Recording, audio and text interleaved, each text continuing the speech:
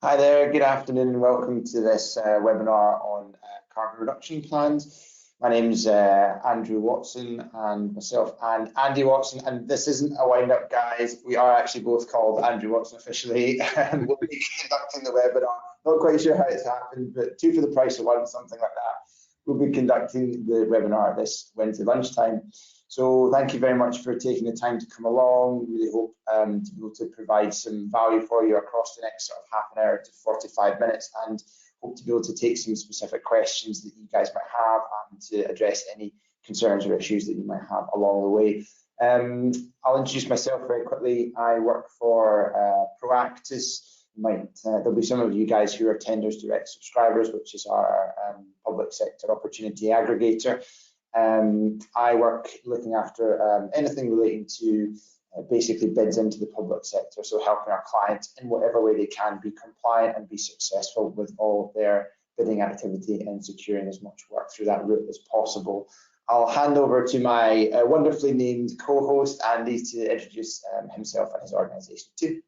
Hi, I'm Andy Watson. I'm a main consultant for McGrady Clark. We provide a range of services to clients around energy measurement and conservation, carbon compliance and conservation, water, and this also includes things like procurement as well, and acquisition of renewables. In fact, this is a range of our services just here. We've done a lot more work recently as the UK government has brought in more and more compliance hoops to jump through for companies. So we now really focus on the range of compliance requirements for carbon and energy for all sizes of companies. And we also provide a range of solutions for the actual delivery of conservation as well, like renewables, conservation reports, and engineered solutions. Thank you. Thanks, Andy. So obviously we've decided we're partnering together for the purposes of this webinar and a little bit more broadly as well to help anyone that's requiring a little bit of support in this area. Just worth then touching on really the objectives for the webinar, what we're trying to go over and cover before we get into some more of the details. So we're going to talk a little bit generally about what are your obligations as an organisation bidding into the public sector. We'll talk in a bit more detail about, well, what does sustainability mean for your specific organisation? What is the famous procurement policy, PPN 0621, and how does it fit in with this? Why has it come about? What is it? What does it mean for my business? How will it affect me and my organisation? And how do I go about creating a carbon reduction plan? And what are my options for any help or next steps if I decide that I do need some? So that's the kind of agenda and the topics that we're going to try and cover across the course of the next sort of half an hour or so. In terms of public sector bidding, just to set the scene for if there are any guys who are relatively new into this as a whole realm or a whole area, there are certain expectations, and to be fair, it can be feel like at the moment slightly expanding list of obligations that as bidders into the public sector, dependent on the sector we work in, dependent on the value of contracts we're looking to pursue, there are going to be certain things that we have to have in place, and we have to be able to compliantly meet to be able to submit compliant bids and actually have our proposal be considered and have the opportunity to win and secure work.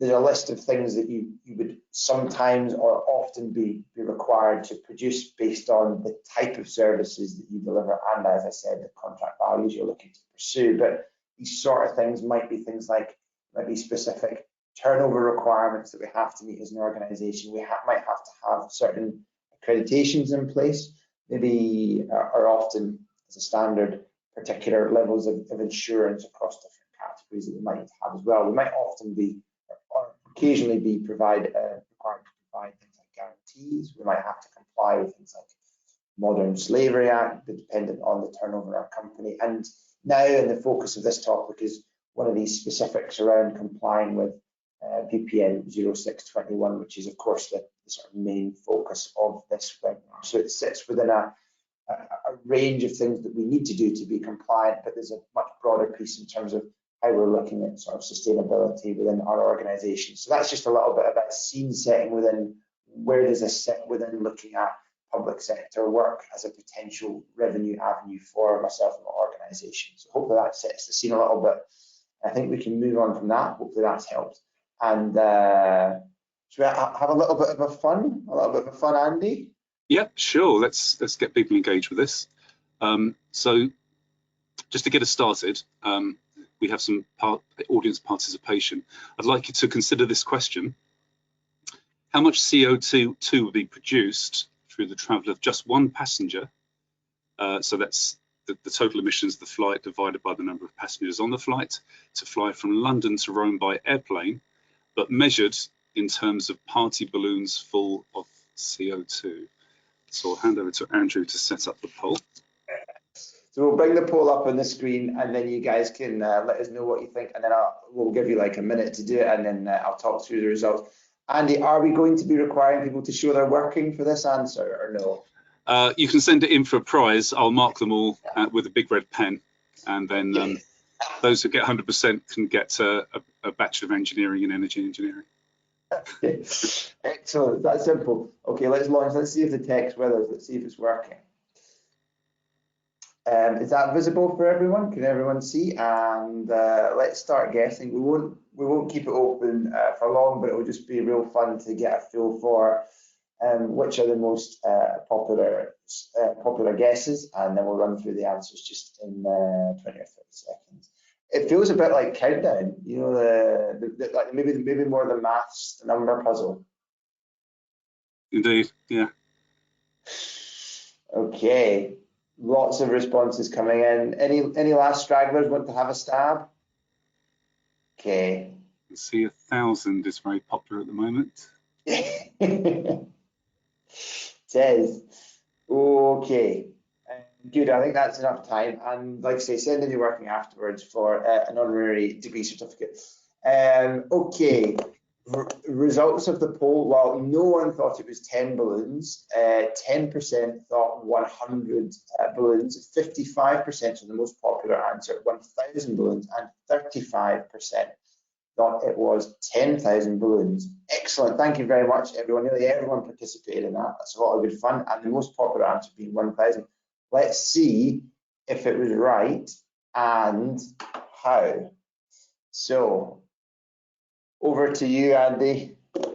Okay, so the first thing to be concerned of is when this journey actually took place, because the amount of emissions emitted by an aircraft varies over the last few years as aircraft are becoming more efficient, but also the passenger class, if they're sitting in economy or business class or first class, this also has an effect on the allocated emissions. Obviously, you can cram more passengers into an EasyJet flight than you can into a British Airways 747. Rather than per meter squared of the aircraft, I mean. So anyway, let's go through the calculation. So the conversion factor for 1 passenger kilometre for an economy short-haul flight is this value here, 0.151 kilograms of CO2, which means over the distance, which is about 1,400 kilometres, the total emissions are 216 kilograms. Now, the volume of 1 kilogram of CO2 is 510 litres, and a typical party balloon would contain 11 litres of CO2.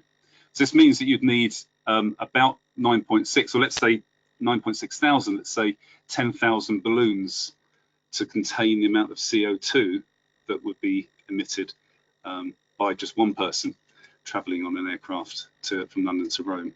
Now, if you can follow this kind of calculation, this is quite a large part of creating a carbon reduction plan and calculating your emissions audit. If you can reference things like government benchmarks, and then just work out through things like volume and convert them into other units, then it's not overcomplicated to do these kinds of calculations. But for those of you that got the 35% that voted 10,000, you get a big gold star. Thanks, Andy. Before we move on, I know you're going to get into the more kind of meat and bones of the topic in the next slide. Just wanted to mention, guys, we do have a function, the chat function, to punch in your questions. We will have a sort of dedicated slot at the end of the session for questions, but I'll keep an eye on it throughout the session. So if you've got anything that comes up, don't feel like you need to wait. Use that chat function and ask your questions as we're going through, and then we can review them as we're going through, and also have some dedicated time to look at them at the end. So please feel free to use that function as soon as you think of a question that pops into your head. Just do fire it in, and we'll go through them at some point during the presentation.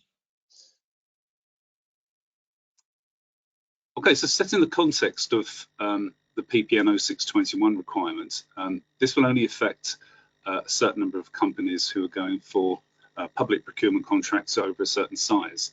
But this is a really good first step for suppliers and companies generally to get on the ESG road. So for any kind of supplier or company that considers itself to be sustainable or responsible, almost certainly they'll be focusing on these three sectors of environmental, social and governance. Within the environmental framework, then almost certainly carbon emissions and possibly having a net zero carbon strategy or a carbon reduction strategy will be a large part of that environmental strategy. Now within that net zero carbon, PPN 0621 fits in quite nicely. In fact, if you get the requirements for PPN 0621 to do a full carbon audit, you would only need to include maybe 2 or 3 more categories of what's called scope 3 from the value chain emissions category. And probably one of the biggest ones will be purchased goods and services, but that's not included in PPN 0621. But the things which are included in PPN 0621 will be a large part of your overall carbon footprint audit. And next slide, please. So why has it come about?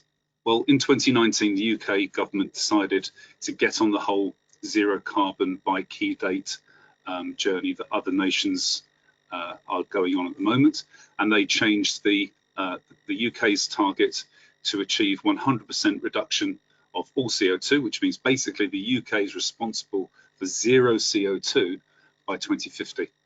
In 5th of June 2021, the UK government published this as a requirement for suppliers for public contracts, and that started in 30th of September 2021. The gateway for having to do PPN 0621 are for public contracts worth 5 million or more per contract, or 5 million per year for ongoing procurement contracts.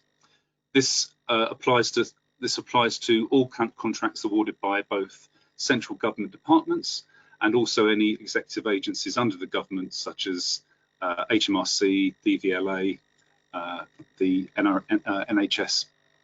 So they're considered to be in-scope organisations who also have to make sure that they apply PPN 0621 regulations on their procurement. Next slide, please. Andy, I was just going to say, just for some of the audience today, the point around the 5 million, and that also applies to frameworks, doesn't it, which have, you know, potentially like a number of different suppliers within them. So it's not necessarily you have to be going, I'm going to pursue thinking I'm going to win £5 million worth of work through this contract before it could potentially become relevant for you to have in place. That's right, isn't it? That is correct. Yeah, it does apply to frameworks as well. Yes. Okay. You would be at the procurement stage. You would be informed by the client company to say that you need to go through the PPN 0621 in case you're worried about whether or not you need to go through that. The requirements for the submission consist of basically 3 main areas: an emissions audit, so a statement of scope 1, scope 2, and a certain subset of scope 3 emissions, which we'll talk about again soon. But this needs to be done for both what's called a baseline year and a reporting year, and I'll explain a little bit more about those 2 years and what to select a bit later on. You need to make a clear commitment, and I'll keep repeating this because it's such a key part of the PPN, to achieve net zero by 2050, as well as a reporting year plus 5-year target, which again I'll talk about a bit more. I'll keep mentioning this commitment because basically if you're going through the PPN 0621 process, you have to make a public commitment and a declaration of that to achieve net zero by 2050. And then to give some evidence and some background to that, you need to produce a carbon reduction plan, which also needs to be declared within a certain range of detail. You don't have to put the entire carbon strategy down, but you do need to provide some evidence of how you're going to achieve it. Next slide, please. So to give some idea about what your compliance statements should be detailing, and even possibly even including this graphic within your disclosure, you need to select a baseline year that's indicated by BY at the upper left, and you then have to select a reporting year. Now I'll explain a bit more again in this in detail. The baseline year and the reporting year can be the same year, but I'll explain shortly why you might want to have them as different years. Now this, from the reporting year down to 2050, it assumes that you're going to do either some kind of smooth glide slope of year-on-year CO2 reductions in your company, or maybe even take this stepped approach, which assumes that you kind of do some sort of heavy low-hanging fruit picking in the early days, and then start to devise some more in-depth solutions later on. But basically, you have to commit to somehow getting to zero carbon by 2050. And then, as the lower bit of text says, you need to explain how you're going to achieve this. It's not enough to just say we will be net zero by 2050. Okay, next slide, please. Okay, so I'll talk through this a little bit slowly. Let's assume that the procurement takes place at the end of 2021, that grey downward pointing arrow. The reporting year that you select can be fairly flexible where it sits, but it must include a date 1 year prior to the procurement date. So it could be the entirety of 2020-21 in this case, or it could be 2020, making sure that the final date of 2020 includes 1 year before the procurement date. So if the procurement takes place on 1st of January 2022, your reporting year must include 1st of January 2021 in it. The baseline year can basically be any year prior to and also the reporting year.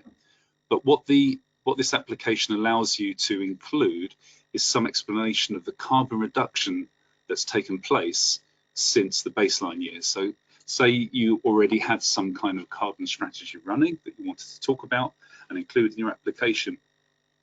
You could select your baseline year as the year before any of that kind of stuff happened, when you were just starting up, or the company was running smoothly and you hadn't really considered the implementation of ESG.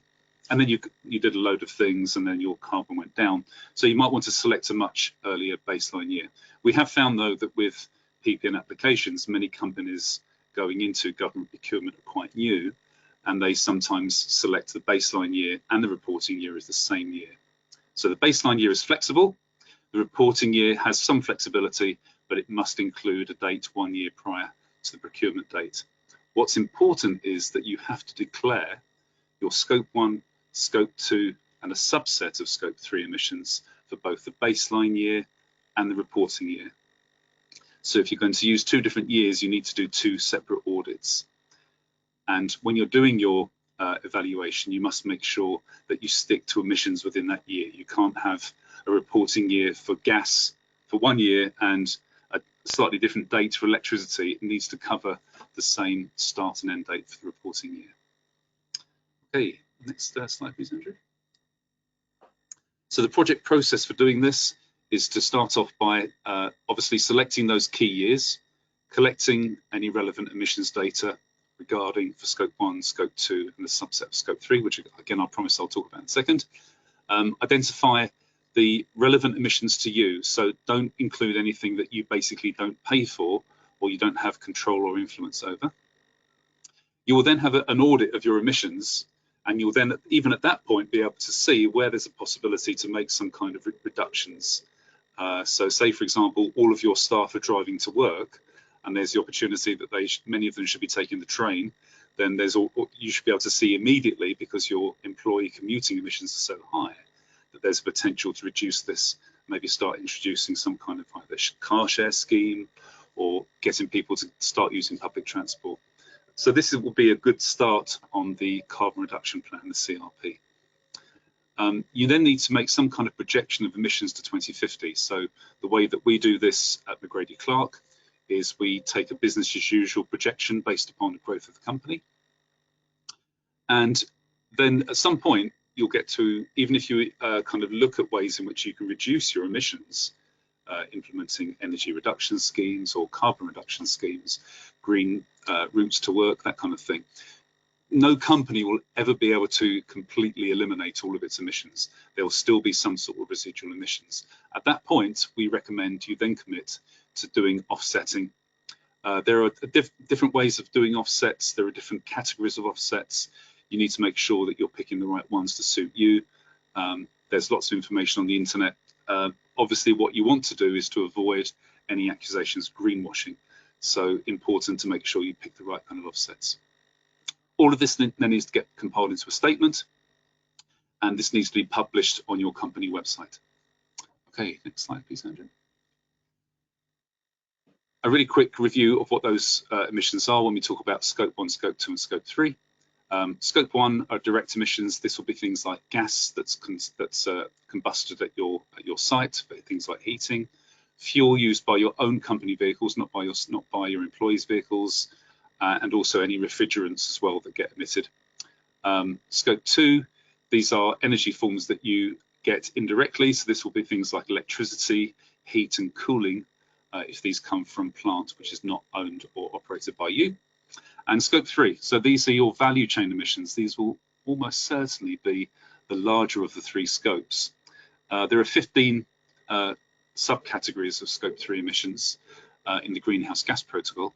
The ones which are included for PPN 0621 are upstream transportation and distribution, waste generated in your operation, business travel, employee commuting, and from this year also the emissions from home working, which are should be included in your employee commuting, and downstream transportation and distribution.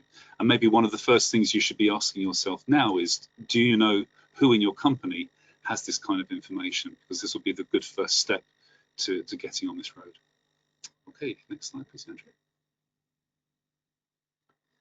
To do the emissions inventory, for Scope 1, this would be basically a case of collecting all of your bills, invoices, and statements.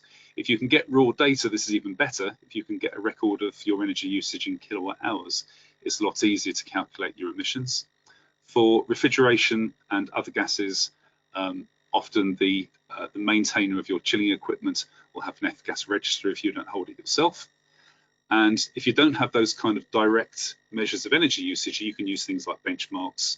For example, working floor area. You could then compare that to industry benchmarks for gas usage and distance travel for vehicles if you don't have the actual fuel usage. For electricity, basically the same thing. Again, better to use kilowatt hours if you can get that information. But again, in lieu of any kind of actual invoices, if you maybe hire your offices from a landlord, then you can use representative benchmarks such as working floor area or number of employees. Okay, next slide, please. Scope 3 is more complex, more complicated, will almost certainly take most of the time in doing this. This is just an example spreadsheet we use for capturing some of the data.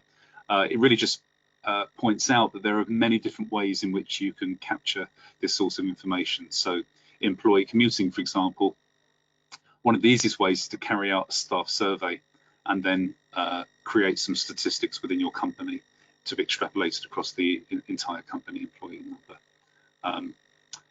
And then for everything else, there'll be for things like business travel, you can get this from expenses systems. Waste, you might need to estimate if you don't have direct data from your waste handling contractor. Okay, next slide, please. To do the carbon reduction plan, the entirety of the carbon reduction plan is considered to be the kind of key to the PPN 0621. So it talks about carbon reduction plan that includes both the audit, the commitment to be net zero by 2050, and the actual carbon reduction plan itself. So this will also include your commitment statement. It's basically to help suppliers and customers understand the impact of the contract and what you are doing to reduce those impacts. When you're evaluated, you're not evaluated on the actual amount of carbon you're committing to reduce, or when you're committing to reduce it by. So the actual measures that you put in this CRP are not evaluated. What is evaluated is if you put the information in the right way, if you make all these statements about being net zero, correctly disclosing your carbon audit, and then basically giving some information about how you're going to reduce it. So you can pass or fail whether or not you actually include those categories in your disclosure. You won't be compared against others for the content of the actual carbon reduction plan. Okay, next slide, please, Andrew. So just to kind of really consolidate what I just said, when it says CRP, it means all of these things: commitment to get to net zero, complete audit of your scope 1 and 2 emissions along with the subset scope 3. Make sure that you keep the same reporting periods throughout the whole submissions. You basically need to also make sure that your CRP and your audit follow the latest reporting guidelines. You can find all of this for free on the Greenhouse Gas Protocol website. If you just search for greenhouse gas or GHG protocol, then all of those guides are available free of charge to download. The gases which you have to do the audits on are the 7 named by the Kyoto Protocol, but basically you should be reporting in CO2. So all those gases can be converted into equivalent CO2. And you need to review and renew your CRP on an annual basis, preferably within 6 months of the organisation's financial year. And you need to make sure that this CRP is published on your website. Whether this goes in as a link to the document or a dedicated web page is up to you, but you need to have it on your company website. Okay, thank you. So the way that we kind of do this projections for our clients, we start off with this this red line. So this is just basically starting from year 0 and then doing a business as usual projection based purely on growth of your company. So that assumes that nothing else is changing in your company, the world around you isn't changing. The next line down, the organic BAU, we do this evaluation to see what the effects are from changes in the outside world on your company. The fact that the UK electricity is getting cleaner, public transport's getting bigger. So you can see what your do nothing projection would be like. And then we create these 3 CRP phases: the short term, mid term and long term. Short term is obviously all of the low hanging fruit. Long term is the stuff that requires a bit more investment and a little bit more thought.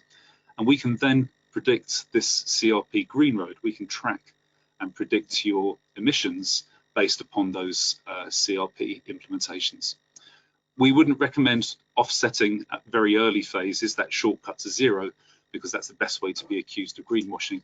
But try your best to get as much of the carbon reduction plan implemented.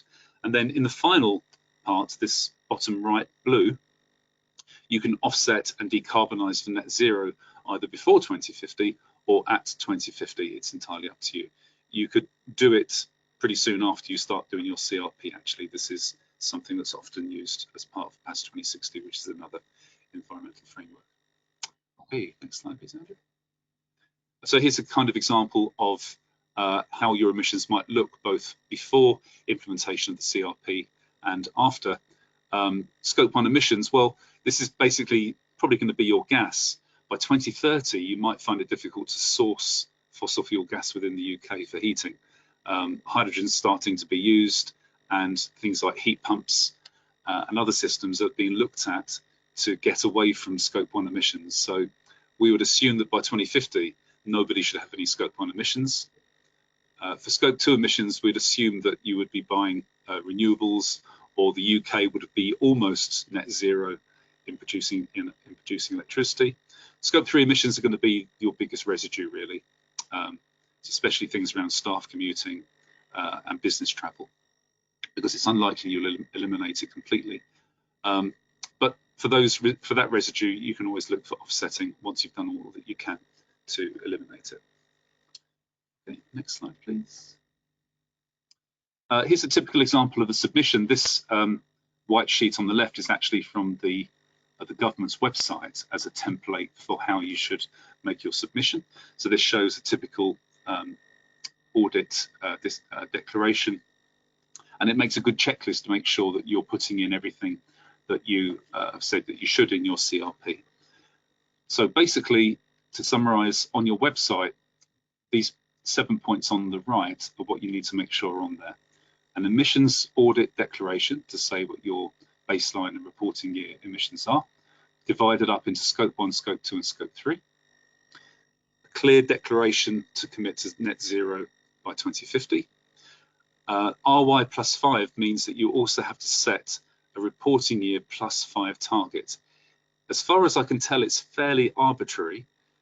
It just helps clients see what your direction is going to be over the next 5 years, whether you're seriously going to engage with carbon reduction or not.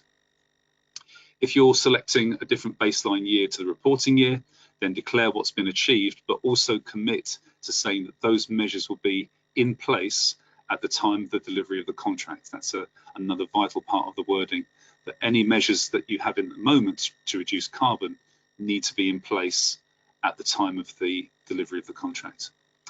You can put in your carbon reduction plan main headlines, the things you're aiming to do, or you can put in your entire carbon reduction strategy if you want to. You won't be evaluated, but you need to put something in there. I recommend putting in a link to any carbon strategies that you're publicly declaring on that, but make sure it's a dedicated web page. Sorry, you can either have a link to the document or you can have a dedicated web page, which is what a lot of suppliers under PPN 0621 do. To find that template, you can see the web link. I'm not expecting you to write it down now. If you look up on a search engine, just look up PPN 0621, probably the third or the fourth search entry will be the UK government site. And you can download all of the regulations and all of the templates there. It makes for fascinating reading if you suffer from insomnia. Okay, next slide, please.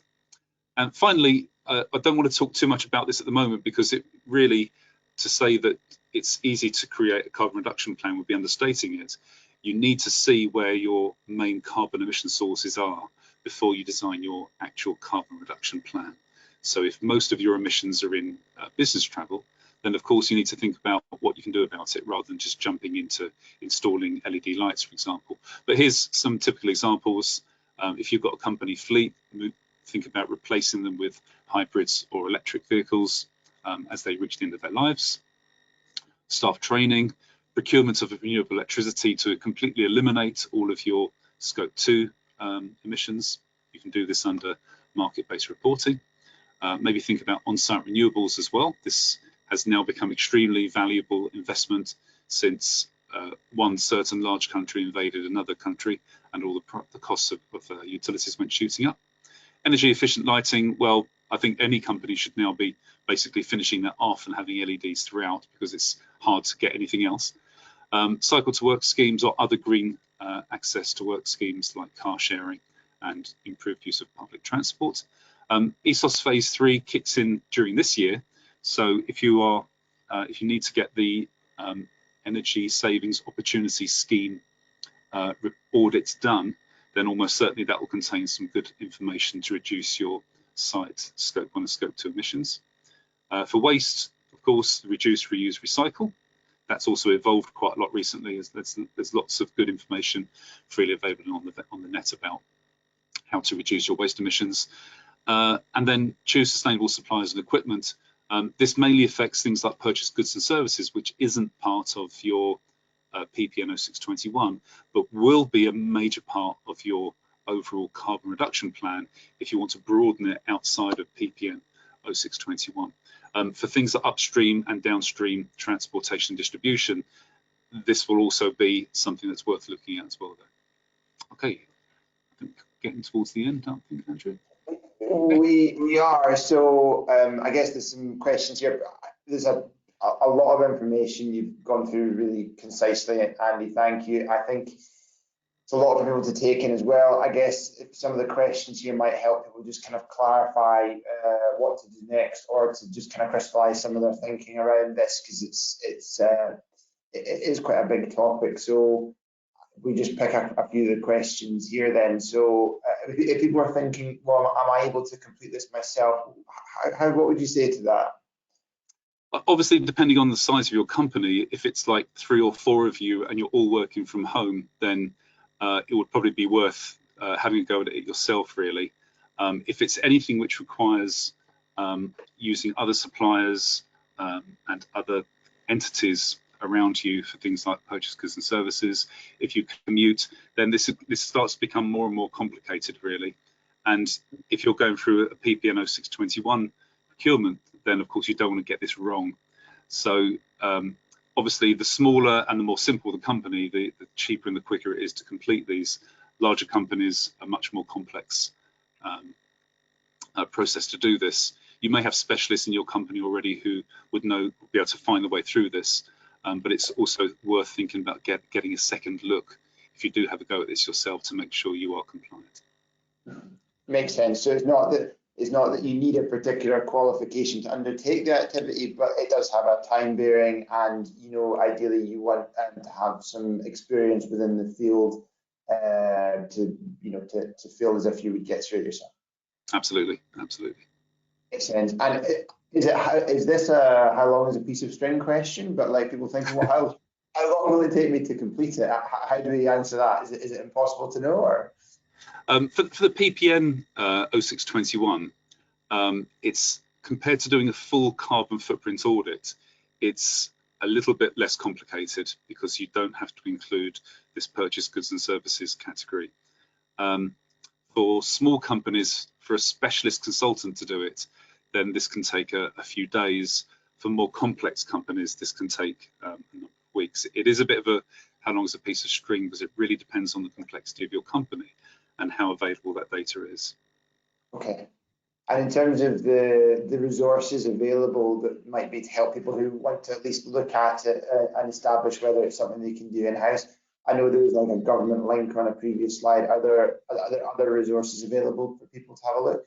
Yeah, there's it's worth looking. If you Google DEFRA emission factors and then a year, say 2021, DEFRA emission factors, you'll get sent straight to the UK government's website, where you can download all of the emission factors that the government uses.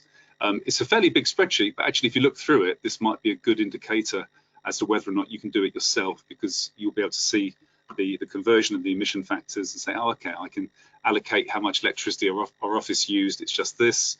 For things like upstream and downstream transportation, though, unless you've got access to the real raw good quality data, it might be difficult to just use that spreadsheet.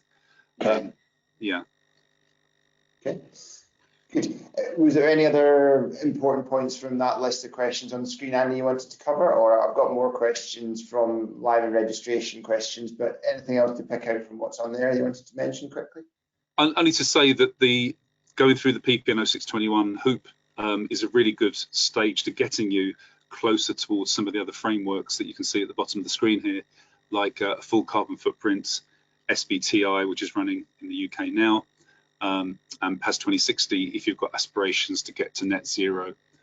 This is the government's free guide for getting you maybe 25% of the way there, so worth having a look. Excellent. Okay. These are some of the questions that have been asked across the piece during the registration people asked, and also I've been adjusting as we've been going through live as well. I don't know if there's any there that you think are, I think just reading them, I think some of these you've done a great job of covering off during the session. Any of the questions there you think could merit just a little bit of a further explanation? Sure. Yeah, I mean, taking the first one, I can answer this pretty quickly. It will become much more obvious about how to incorporate those carbon reductions in the workplace once you've done your audit. If you find that by the end of the audit, that the workplace specific emissions like electricity and gas are a tiny part of your overall emissions, don't start there. Or if you find that the actual workplace specific emissions are high, then speak to everybody, because everybody needs to be on this journey, really. It's not something that you can run centrally. Everybody needs to be involved. And then there is lots of information on the web that you can get for free. And then if push comes to shove, then you can come to consultants like us and we can help you with that. The second question, I did see this one earlier. I'm not sure how a consulting office from manufacturers, physical products or vehicle fleets can reduce their emissions. It's a really good question. No company will be able to eliminate their emissions. If you're a really small business, you work in a small office, start off by doing the audit. Honestly, have a good, honest approach to your audit concerning things like commuting. You might be surprised as to how much emissions you are responsible for just as one person within a company, even in a small company. And then it should be fairly simple to see how you can do your best to reduce those emissions. If you honestly can't reduce your emissions, offsetting is the only way. As a small business, how do we comply with procurement requirements? I think we've covered that fairly well. But yeah, certainly the government website has got, it tries to make sure that you're not tripped up. So by all means, have a look at the PPN 0621 website. Design out detail required for carbon reduction plan. At PPN level, you can just have headlines. You can just basically say, we're going to have a green transport to work. We're going to reduce the amount of business travel we do by doing teleconferencing. That's enough, to be honest.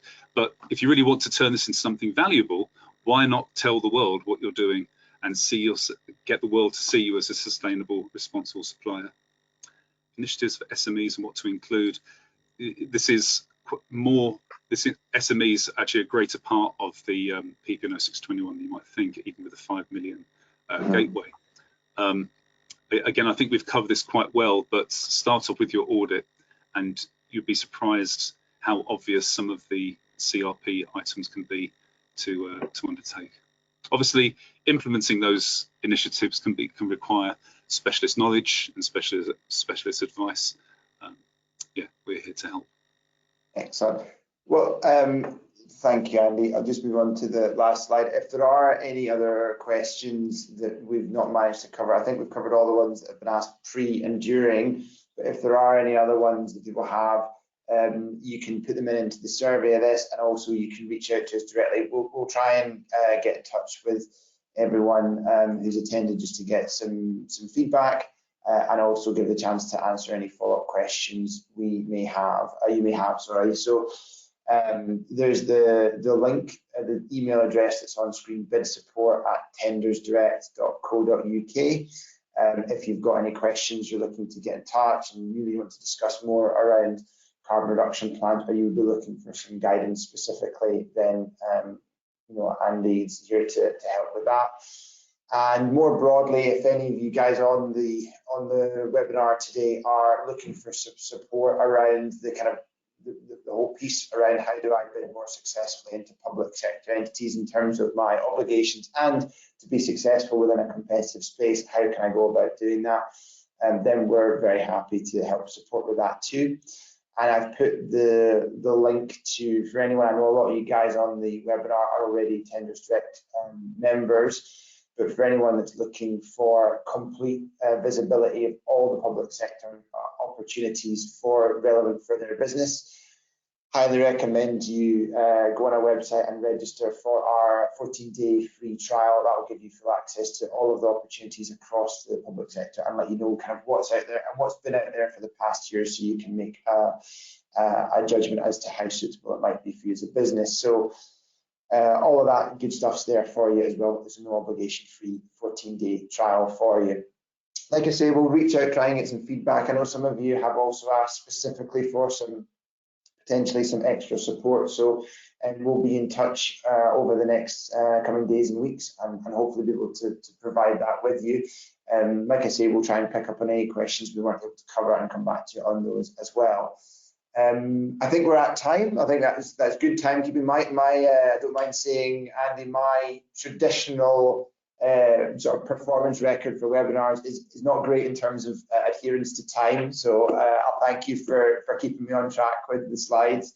I think that's everything. Thank you so much for taking the time out on the lunchtime to listen along. I hope you took away something very valuable from this. You will get an email in a few days which will give you access to a recording so you can watch some of the details, because I know Andy did cover a lot of really excellent ground and there's some quite detailed information pieces to go through there. So that will be coming out to you shortly as well. But yeah, I think that's been a really good session. Thanks again to Andy for all his time and expertise that he's shared. Thank you very much. Thanks everybody for listening. Thanks so much, guys. We'll see you at the next one, and we'll hope to reach out and speak to you again soon. Thanks again, everyone. Bye for now. Thanks everybody. Bye.